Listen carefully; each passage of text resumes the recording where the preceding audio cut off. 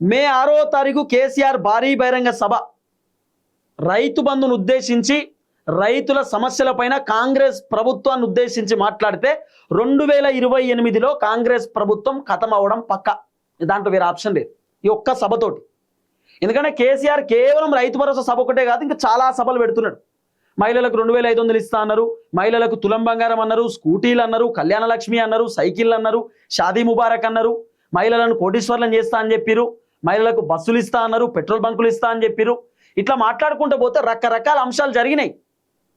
ఇది ఒకటి మాత్రమే కాదు, వృద్ధులకు 4000 రూపాయల పెన్షను, వికలాంగులకు 6000 రూపాయల పెన్షన్ అని చెప్పి వీళ్ళే మాట్లాడే కార్యక్రమం చేశారు కదా, మనం అన్నీ చూసినాం విన్నాం కదా.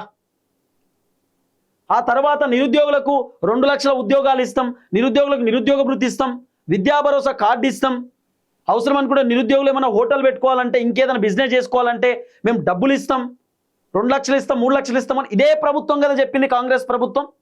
కేసీఆర్ వరంగల్లోనే ఎందుకు సభ పెడుతున్నాడు తెలుసా? అదే సభలో రాహుల్ గాంధీ రైతు డిక్లరేషన్ అనే సభ పెట్టిండు. అదే రైతు డిక్లరేషన్ సభ ప్లేస్లోనే కేసీఆర్ సభ పెడుతున్నాడు, సేమ్ అదే ప్లేస్లో. ఎక్కడైతే రాహుల్ గాంధీ రైతులను ఉద్దేశించి రైతులకు అది చేస్తాం ఇది చేస్తామని మాట్లాడిండో అక్కడే కేసీఆర్ భారీ బహిరంగ సభ పెట్టి రాహుల్ గాంధీ చెప్పినటువంటి మాటలు ఎందుకు నెరవేర్చలేదు, రాహుల్ గాంధీ చెప్పినటువంటి హామీలు రైతులకు ఎందుకు రాలేదని అడుగుతాడు కేసీఆర్ వరంగల్లో. ఇది జరగబోతున్నది. సో చూద్దాం ఏం జరుగుతుందో. మే 6వ తారీఖు మరి కేసీఆర్ సభను అడ్డుకోవడానికి రేవంత్ రెడ్డి విశ్వ ప్రయత్నాలు చేసే అవకాశం ఉండొచ్చు. కానీ నాకు తెలిసి మే 1వ తారీఖు 2వ తారీఖు ఏమైనా ఆదివారం ఉందా? 1వ 2వ తారీఖు ఆదివారం లేకపోతే సోమవారం ఉన్నా, సోమవారం నుండి శనివారం ఉన్నా ఏదో సంథింగ్, ఒకవేళ హాలిడే ఉంటే రైతు భరోసా పైసలు రాకపోవచ్చు. కానీ మే 6వ తారీఖు లోపే రేవంత్ రెడ్డి రైతు భరోసా పైసలు అయితే వేస్తాడు. అవసరం అనుకుంటే మే 6వ తారీఖు కేసీఆర్ భారీ బహిరంగ సభ, రైతు భరోసా పైన కేసీఆర్ భారీ బహిరంగ సభ పెడుతున్నాడు, రైతుల సభ. మే 6వ తారీఖు కేసీఆర్ రైతుల సభ పెడితే మే 6వ తారీఖు రేవంత్ రెడ్డి ఇంకో సభ పెడతాడు. నాకు తెలిసి వరంగల్లో అయినా నర్సంపేటలో అయినా సభ పెట్టి నేను 3వ ఎకరానికి రైతు బంధు విడుదల చేస్తున్నా అని చెప్తాడు. ఆ రోజు గట్ల కూడా చేయవచ్చు. కేసీఆర్ సభను అడ్డుకోవడానికి, డైవర్ట్ చేయడానికి రైతు బంధు సభను పెడతాడు అవసరం అనుకుంటే రేవంత్ రెడ్డి.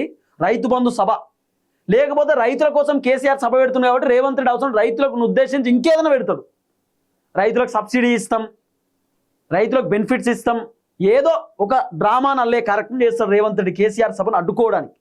అడ్డుకునే ప్రయత్నం చేసినా కేసీఆర్ సభ సక్సెస్ అయితే మొన్న జగిత్యాల కేసీఆర్ సభను రేవంత్ రెడ్డి అడ్డుకునే ప్రయత్నం చేస్తే 40 లక్షల మంది కేసీఆర్ లైవ్ చూసిరు. సభ టీవీలలో ఫోన్లలో ఆ లైవ్ మొత్తం. రేవంత్ రెడ్డి సభ 9 లక్షల మంది చూసిరు. ఇక డిఫరెన్షియేషన్ తెత్తలేదా?